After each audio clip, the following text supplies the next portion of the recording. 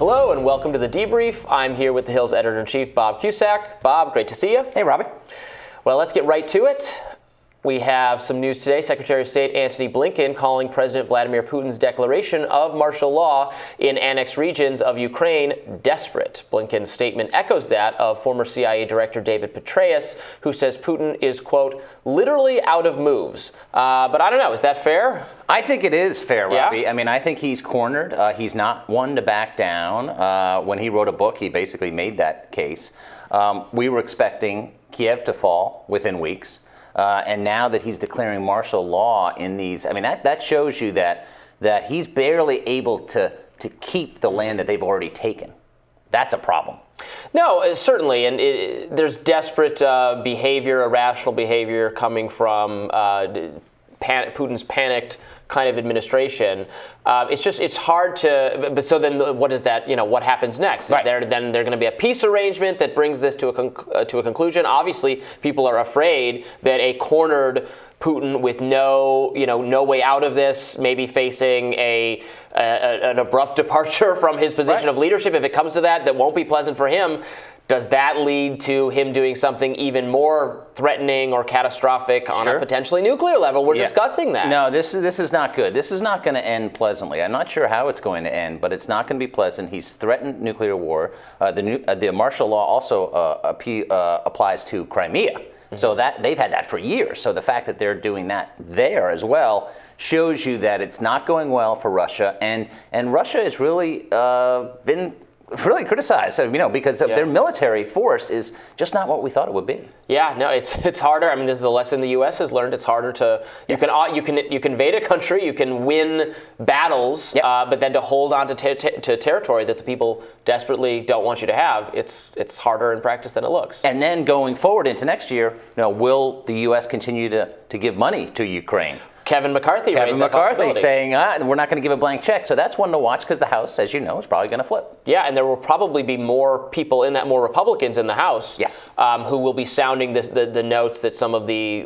less interventionist Republicans have been sounding. Their numbers are definitely going to grow, even if the Republicans somehow didn't take the House, although I expect that they will. Well, they're going to make the argument, I think we'll send military aid, but not economic aid. That's a kind of a long argument, and when you're explaining in politics, you're losing. Mm-hmm. Well, and the Biden administration has said over and over again, whatever it takes, as long as it takes, which is a very maximal position. So there's so much room on the Republican side to say, some people saying, no, we should cut it off now. Some saying, well, look, we'll still give them defense or support, but we're at the same time going to push for an end to this and this will not be forever. The American people won't support it forever. It's going to be a huge challenge for Kevin McCarthy if he becomes Speaker. Yeah. Well, on other news, Senator Bernie Sanders is launching an 8-state campaign blitz. He'll be rallying voters in Oregon, Nevada, Florida, Wisconsin, Michigan, California, Texas, and Pennsylvania. The move comes as Democrats appear to be expressing frustration with former President Barack Obama. With 3 weeks to go, Obama is just announcing his midterm campaign events. So this was not something that occurred to me. What is going on here? There's actual frustration with Obama in Democratic circles? Yes, there is, because he's so popular. He's far more popular than Joe Biden. And now, and you remember when he was president, he wasn't welcomed everywhere. Now Democrats are like, come on, Obama, come to my state, come to my district. He's there. He's going to be in various states. But some Democrats have said on the record and on the background, I've talked to a couple of them too, this should have been happening in September and now they really need him because the political winds have shifted again toward the Republican Party. Yeah, it's looking a little bit more favorable, and Obama is someone who speaks to a voter we know exists that makes no sense to so many pundits who don't spend any time with real Americans in swing states, in the Midwest, etc. There are voters who voted for Obama twice, and then Trump, and then Biden, and now question mark. Right, and Obama fires up the base. I mean, Biden's going to be 80 next month.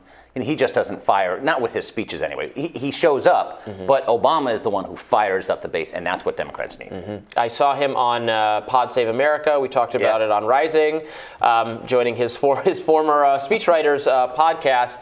And he did something that he often does that I think is helpful advice for Democratic activists is he is someone to do a little bit of finger wagging about cancel culture or wokeness going too far. Obama will often say that, like, you shouldn't cancel speakers. You shouldn't, if people, ordinary Americans who say something insensitive, once shouldn't be unpersoned, and Obama gets that in a way that many other Democratic, or at least people who speak for them, don't. And Obama has gotten frustrated with aspects of the left. When Pete DeFazio voted against the stimulus, he told him, "We're watching you, brother."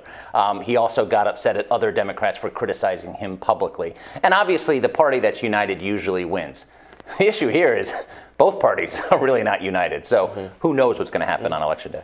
Well, he should have gotten out sooner because their voting is already happening in some of these states. And that's what Democrats raise. Listen, we have the early voting. He fires up people, and as Bernie Sanders fires up people too, and that's why he's on the road. Yeah, and he's been saying things like, still important to talk about abortion, but let's talk about economic issues. That's something he was saying on various talk shows he's been on lately. Is he trying to steer the Democratic Party back toward that message of we have something to do about inflation, about energy prices, et cetera? Well, and that's a split in the Democratic Party. Like Bernie Sanders said, we should have passed a bigger bill. And if they lose the Senate and the House, that's what Bernie Sanders is going to be saying. And then, of course, the centrists will be saying, Bernie Sanders was the one driving the policy bus for us the last 2 years, and we raised expectations too high. So I do find it interesting that Bernie Sanders is welcome in Wisconsin. I'm sure Republicans and other states that you wouldn't think maybe Bernie Sanders, who's older than Joe Biden and may run for president in 2024, you never know, is out there. Bernie Sanders had a heart attack last time he ran for president, but he's got a lot of energy, and he does bring out the young voters. It's about personality in some way. It's about policy, but it's also about personality, and he's got it in a way that Biden maybe not so much. Yeah, no, I think personality trumps policies. Personalities are most important. You have to like who you vote for. Yeah, no question. All right, Bob, thank you so much. Thanks, Robby. And we'll see you next time.